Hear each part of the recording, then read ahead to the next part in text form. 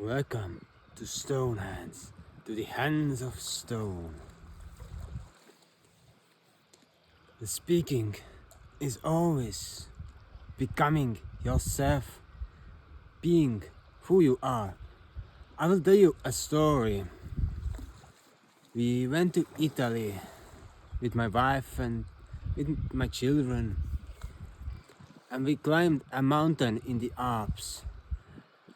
I took the baby stroller with me, and always when I go to the mountains, I go barefoot because that's who I am. That's how I like it. And another thing, I do stupid things. So it was cold, 16, 17 degrees outside. I am shirtless with a baby stroller, barefoot, going up a mountain. And the local people are just like, whoa, what is going on? They stopped, they asked, they offered to help. One made a compliment, how it was, Capitano Galactico, Captain of Galaxy. And what I'm trying to illustrate with this story, that there are so many layers under which we try to hide. We try to be like everybody else.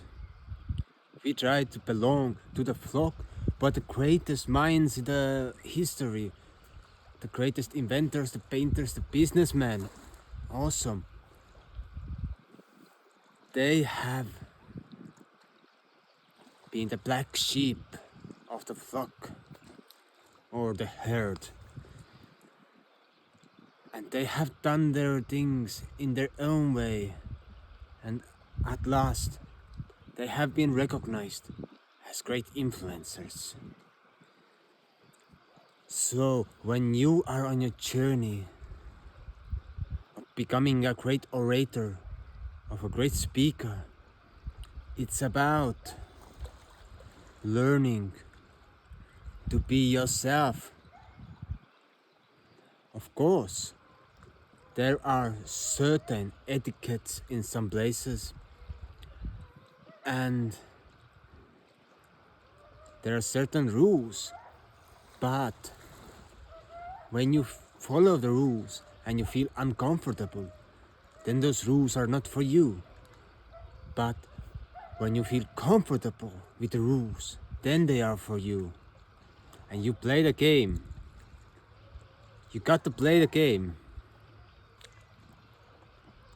You make the rules, but you are humble towards other people and their rules. So, being comfortable in your body is an act of humbleness. It's an act of respecting and recognizing the traditions, the way how some socio-economical classes behave. What are their customs, their traditions, how they are used to dress, how they are used to speak. But how can you recognize the humbleness and your own comfortability? It's all about finding the balance, because life is full of equilibrium points when we drift out from the center. So I give you one tip. When you are telling story and you feel your voice is becoming strained, do this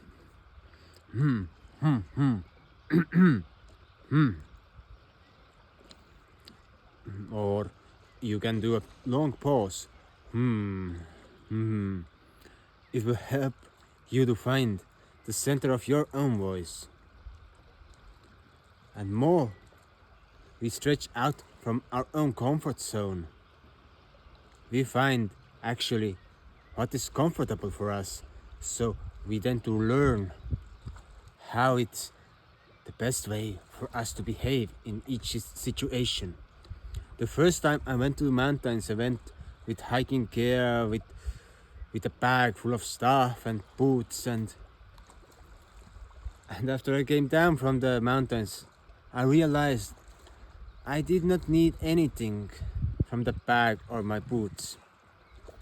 Next time when I went on a mountain, I had 3 cherimoyas with me, and I went barefoot running past other hikers. They were looking at me, "Are you crazy?" And I felt uncomfortable. And each time I have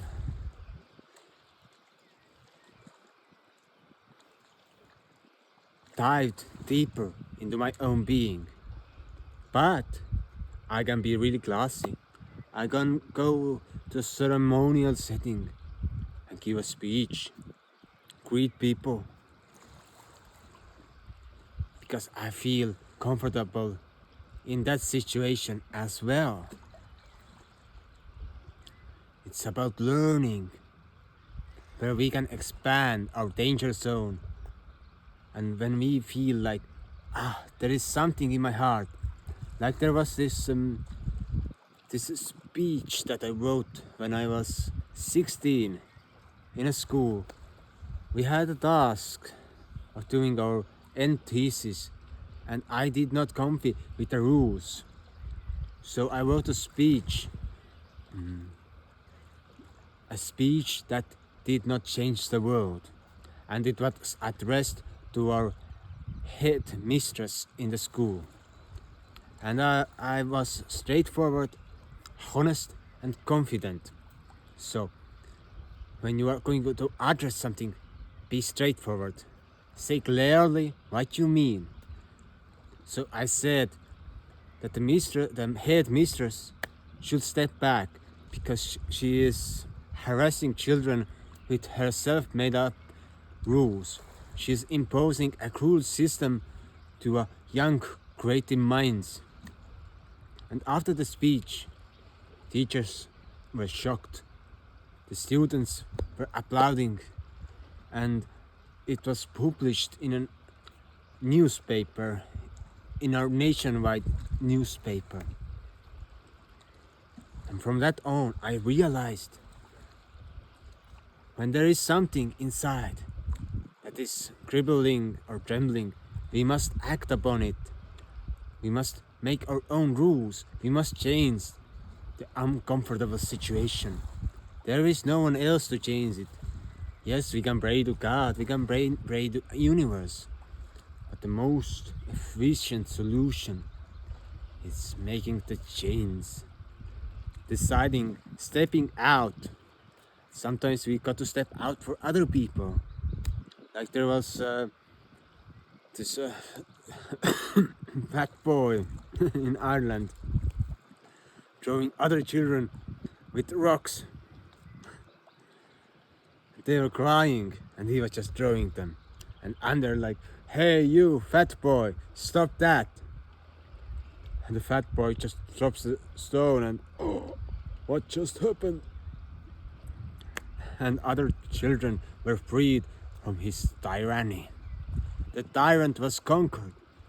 And I walked onwards, and then a 5-year boy comes to me and says, "Hey, that fat boy is a real wanker." And I'm like, oh my God. Maybe there was a reason why that fat boy was throwing them with stones. But intervention and stepping out for other people is an act of courage. You may become the most unpopular one. Or maybe you will get a limelight for a moment. Speaking up, it's all about courage. And getting to the point. You get out of the way. Or like the Gandalf in Lord of the Rings, "You shall not pass."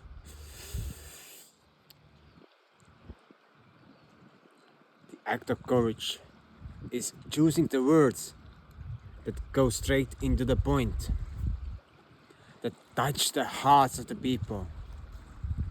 And it does not matter in a good or a bad way. It depends on a situation. Being straightforward creates a boundary. It helps to set the limits for a situation that is going on around.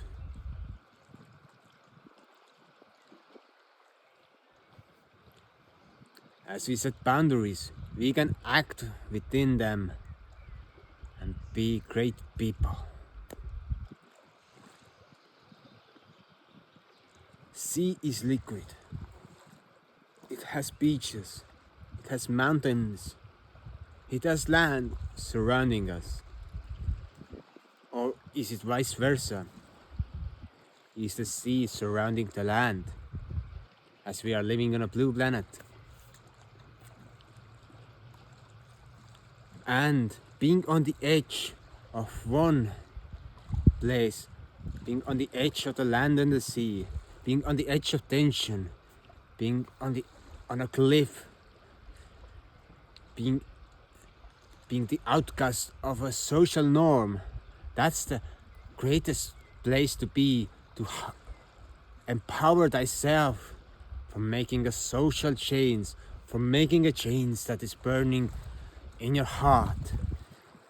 Igniting one's desire is fighting against the social norms. So shall be. And check in the description, there's a video for the 8 exercises for the voice to warm up it each day.